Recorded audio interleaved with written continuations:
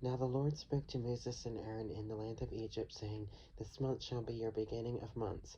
It shall be the first month of the year to you. Speak to all the congregation of Israel, saying, On the 10th of this month every man shall take for himself a lamb according to the house of his father, a lamb for a household. And if the household is too small for the lamb, let him and his neighbor next to his house take it according to the number of the persons. According to each man's need, you shall make your count for the lamb. Your lamb shall be without blemish, a male of the first year. You may take it from the sheep or from the goats. Now you shall keep it until the 14th day of the same month. Then the whole assembly of the congregation of Israel shall kill it at twilight, and they shall take some of the blood and put it on the two doorposts and on the lintel of the houses where they eat it. Then they shall eat the flesh on that night, roast it in fire with unleavened bread, and with bitter herbs they shall eat it. Do not eat it raw, nor boil it with water, all with water, but roasted in fire, its head with its legs and its entrails. You shall let none of it remain until morning, and what remains of it until morning you shall burn with fire.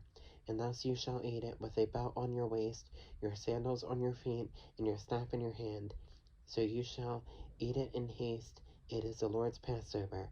For I will pass through the land of Egypt on that night, and will strike all the firstborn in the land of Egypt, both man and beast, and against all the gods of Egypt I will execute judgment.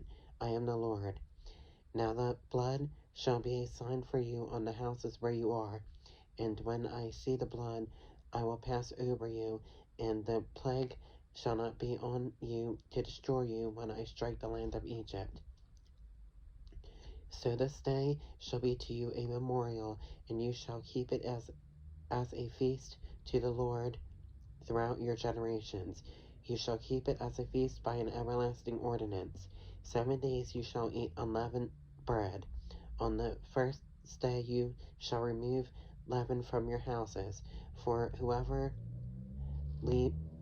eats leavened bread from the first day until the 7th day, that person shall be cut off from Israel. On the first day there shall be a holy convocation, and on the 7th day there should be a holy convocation for you. No manner of work shall be done on them, but that which everyone must eat, that only may be prepared by you.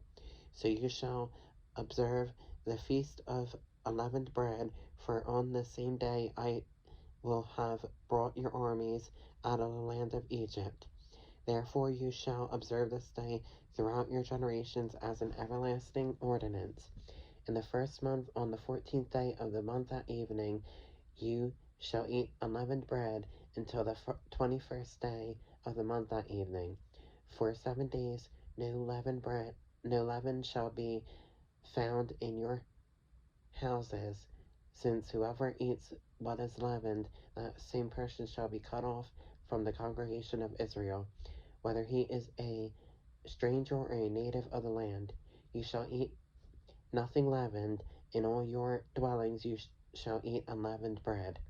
Then Moses called for all the elders of Israel and said to them, Pick out and take lambs for yourselves according to your families, and kill the Passover lamb.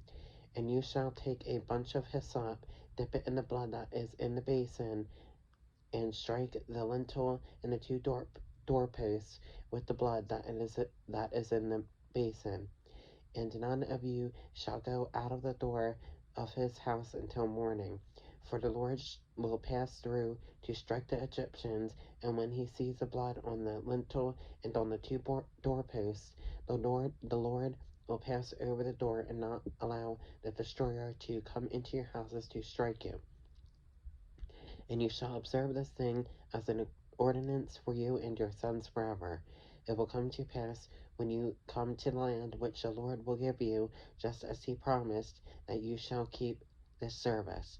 And it shall be when your children say to you, What do you mean by the service? Then that you shall say, It is the Passover sacrifice of the Lord, who passed over the houses of the children of Israel in Egypt when he struck the Egyptians and delivered our households. So the people bowed their heads and worshipped. Then the children of Israel went away and did so, just as the Lord had commanded Moses and Aaron, so they did.